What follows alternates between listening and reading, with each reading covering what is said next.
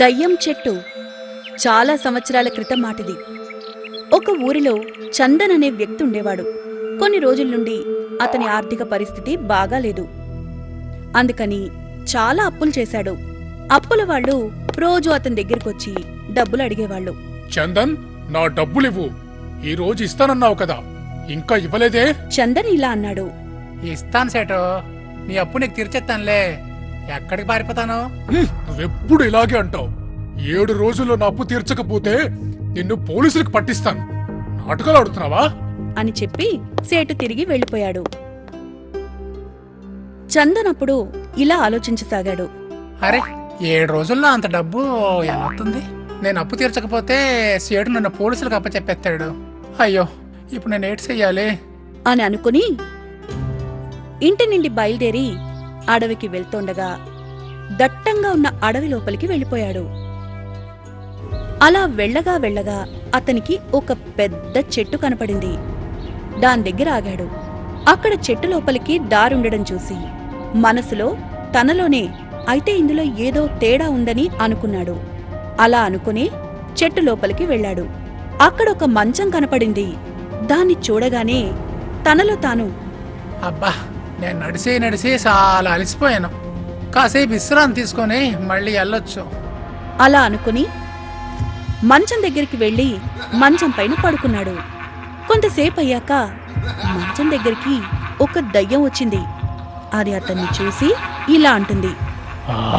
చాలా రోజుల తర్వాత ఒక మంచి ఆహారం దొరికింది. నేను కడుపు నిండా తింటాను అనుకుని ఆ దెయ్యం మంచం దగ్గరే అటూ ఇటూ తిరగసాగింది. ఆ దయ్యం చందన్ను తినేందుకు ప్రయత్నించగా చందన్కు మెలకు వచ్చింది. ఎవరదే? అందుకు ఆ దయ్యం ఇలా చెప్పింది. నేను ఒక భూతాన్ని. ఈ రోజు నేను నిన్ను తినేస్తా. చాలా రోజుల నుంచి ఆకలితో ఉన్నాను. మంచిదైంది నీ అంతట నువ్వే ఇక్కడికి వచ్చావు. చందన్ ఇలా అనుకున్నాడు. అరే, ఇది నిజమైన భూతమే. ఇది నిజంగా నన్ను తినేస్తుంది. అయినా ఏదో రోజు చనిపోవడం తప్పదులే, కానీ దానికి ముందు ఏదో ఒకటి చెయ్యాలి అనుకుని దయ్యంతో ఇలా చెప్పాడు. ఓ భూతం, నీకు నేను ఎలా కనిపిస్తున్నానో పిచ్చోళ్ళన్నా? ఇక్కడ భూతం ఉందని తెలిసినా కూడా నేను ఎందుకు వచ్చాను? అందుకు భూతం ఇలా అంది. అంటే ఇప్పుడు నువ్వేం చెప్పాలనుకుంటున్నావు? నీవు నన్ను చంపేవే అనుకో, నేను మీ భూతాలకు రాజునైపోతా. ఏమనుకుంటున్నావా? నాకు భగవంతుడు శాపం ఇచ్చాడు.